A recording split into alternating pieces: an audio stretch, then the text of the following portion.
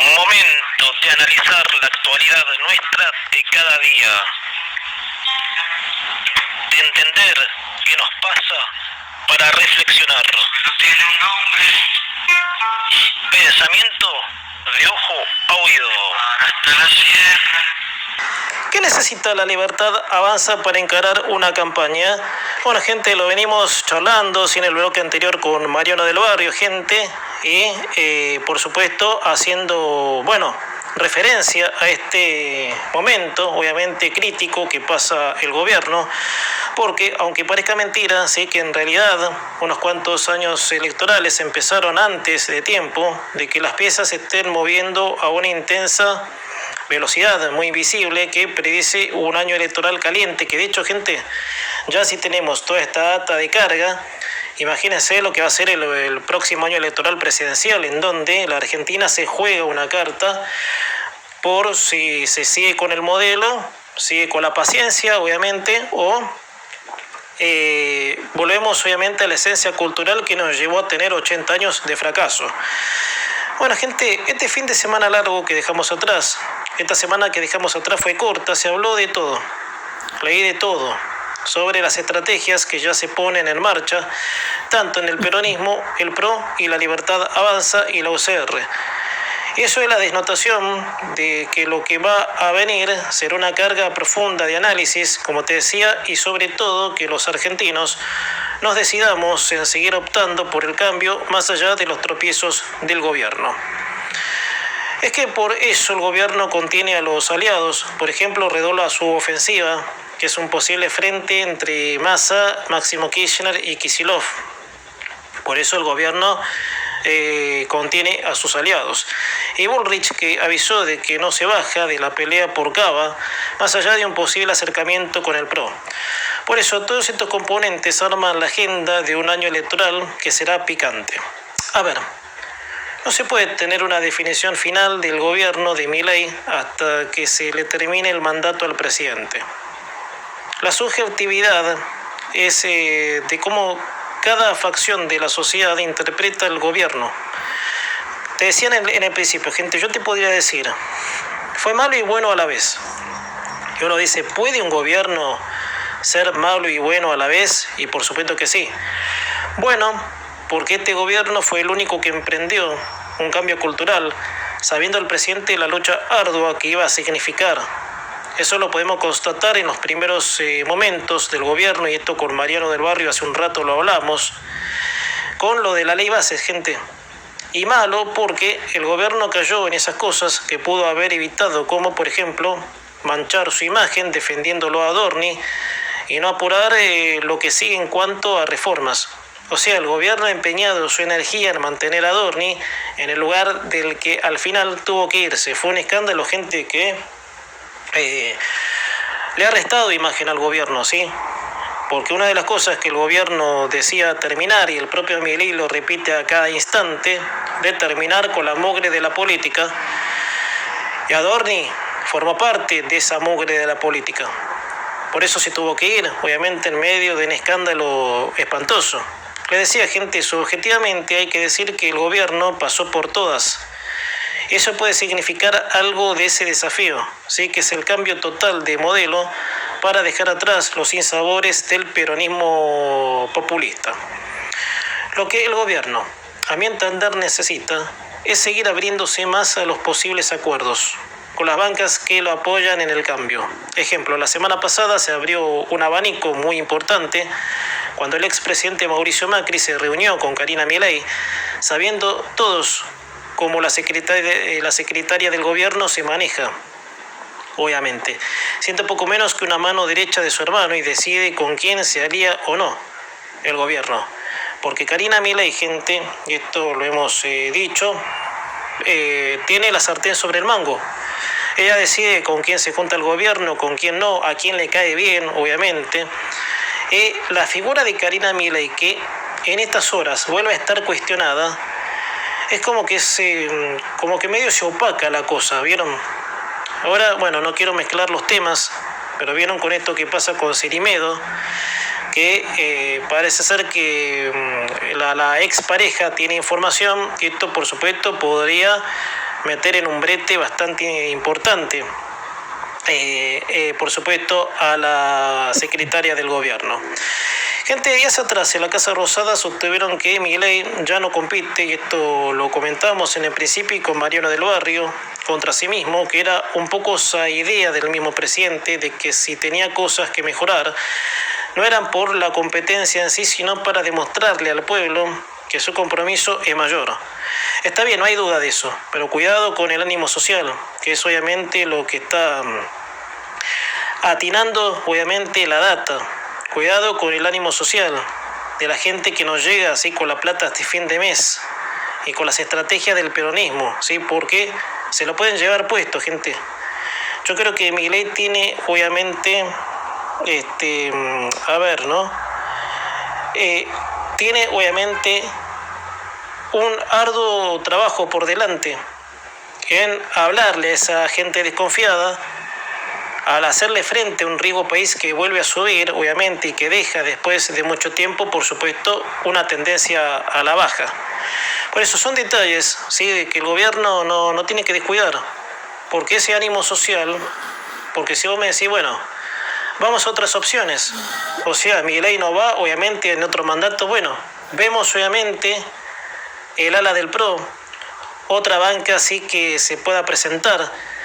Pero lo que tiene la sociedad, el problema de la sociedad argentina es volver a lo anterior. O sea, los peronistas están como haciendo un caldo cultivo, leña de su propio árbol caído, para decirles que el desastre es propiamente del gobierno. Y no, gente, el desastre argentino, y muchas veces he dicho aquí, es cultural. Bueno, gente, hablamos con Mariano del Barrio hace un rato sobre Emilio Monzó. Sé que más o menos siguiendo en lo mismo, gente, por eso se va a parecer bastante a lo que voy a comentar, porque el gobierno precisa para encarar un año electoral decisivo que necesita, y el que agregó dato es Emilio Monzó, que es expresidente de diputados, que dijo algo que se relaciona con la polarización e ir a los extremos, con la necesidad de un perfil presidencial alejado de esos extremos y una alternativa de centro, diciendo la demanda social pide una alternativa de centro. O sea, dejar obviamente esa postura obviamente enquistada que se le pueda parecer al presidente y buscar obviamente otra opción. Bueno, Emilio Monzó es un radical que, como el radicalismo está dividido, vaya a saber en cuántas partes, es uno de los pocos que quedan con ese aire de razonabilidad y puede tener un enfoque que tal vez pueda medir las aguas y conceptualizar este momento de un gobierno que la tiene complicada. Pero vayamos a agarrar esto sí de la polarización de parte de la sociedad, que es la que define estados de ánimos colectivos. O sea, acatar o no discursos de la banca que sea, muchas veces dije que los gobiernos no llegan solos a las poltronas del poder, sino que un cúmulo social los vota. Por eso hay que ver el rol social ante una posible polarización de un discurso. O sea, vos me preguntás a mí, ¿la polarización viene de la sociedad? No, teóricamente no. Pero hay un mensaje que baja, obviamente, y ese mensaje que baja, por supuesto, va a definir el futuro. Gente, esto guste o no, suene antipático o no decirlo, es así. Tenemos, obviamente, un ánimo social en descontento, pero ese ánimo social tiene un peronismo que se le va a parar de frente a este gobierno, y lógico, el peronismo usufructúa así lo que generó como cultura para reconquistar el poder. Por eso, gente, pero vamos a agarrar, como te decía, esto de la polarización de parte de la sociedad, como te decía, que es la que define con los estados de ánimo. Por eso, hay que ver el rol social. Una posible polarización de un discurso que, captando una desilusión equívoca con este gobierno, puede resultar que de nuevo una banca populista vuelva al poder. Porque ese, obviamente, un detalle no menor, que ahí está el problema. O sea, le damos 4 años a una banca de derecha que te dice, por más que duela los huesos, hay que ordenar lo que hay que ordenar. Bueno, votamos. Porque es verdad, gente. Mucha gente despertó el kirchnerismo cuando Massa terminó de clavarle el clavo al ataúd para enterrar la banca. Bueno, esa banca con Kicillof a la cabeza, que es la que destruyó literalmente, la Argentina tiene posibilidades, gente. Entonces, ahí está el problema. Milei no va. Que yo, gente, te vuelvo a repetir, en algunas cosas que empezó, pero en cierto desarrollo de lo que va del gobierno y medio como que está en duda, ¿viste? Por eso quiero ser subjetivo de ese lado. Separando que las polarizaciones estratégicas solo vienen de los políticos, las bancas, pero del lado del mostrador que hay un mensaje, gente, ya sea como para entender la realidad de por qué tal desilusión o la espera de otro discurso, que la dibuje de otra manera. Ya dije, gente, la libertad avanza necesita pulso político. Hace varios fines de semana que lo vengo diciendo. El presidente debe ser consciente que no compite contra sí mismo, tal cual como lo ven en la Casa Rosada. Ahora hay que ver si el presidente se da cuenta de eso y empieza, obviamente, a prestar atención de que el desastre cultural es leña de árbol caído de los que ahora vuelven a la reconquista del poder, como los Kicillof de la vida, Máximo Kirchner, obviamente. Entonces no son detalles menores esta aproximación que, como te decía hace un rato, puede, tener un año electoral complejo. Gente, bueno, adelanté, sí, por una información que di, creo que charlando con Mariano del Barrio, sobre, del tema de las provincias y el gobierno nacional a la hora de los fondos, ¿no? Porque ahora, gente, es histórico, sí, de que hay provincias que no producen nada de riqueza y eso, bueno, por supuesto, pone un auge, sí, en la atención de que, según muchos gobernadores provinciales, el Estado es el que debe hacerse cargo. Por eso, gente, y yo creo, y ojalá esto se entendiera para dar un paso adelante sobre el entendimiento, ¿sí?, de lo que es la relación de provincias con nación, por supuesto. Por eso, gente, tirarle el fardo al gobierno no soluciona nada, gente. A ver, ayer algo te comentaba, ¿sí?, de que iba a hablar de esto hoy. Hace varias semanas, gente, que circula la problemática de las denominadas zonas frías, que son las provincias del norte que no tienen los recursos apropiados para la calefacción, y eso parece preocuparle mucho al gobernador de Salta, Gustavo Sáenz. Ahora que me estoy acordando, te lo comenté ayer, cerrando el programa, por supuesto, en la sección La Escalera. El mandatario provincial, en una entrevista a Infobae, dijo: los tiempos de Milei no son los mismos de la gente. El gobernador de Salta cuestionó la demora del gobierno en atender los reclamos en las provincias. Las provincias del norte insisten en la necesidad de recibir subsidios para las zonas frías. O sea, Sáenz no habló por su provincia solamente, sino por las del resto del norte. Lo cual que esto podríamos decir, perdón, que esto es otra contra más para el gobierno. Ya en la debilitada relación del presidente con los gobernadores, gente, esto va sumando, obviamente, y es donde la imagen del gobierno, por supuesto, se cuestiona. A ver, gente, dos cosas. Ante una situación de extrema urgencia, el Estado Nacional debe contribuir, por supuesto, a que esas poblaciones provinciales no sufran. Hasta ahí vamos, o sea, el Estado no los va a dejar solos, obviamente, va a colaborar en lo que pueda. Y otra muy distinta, gente,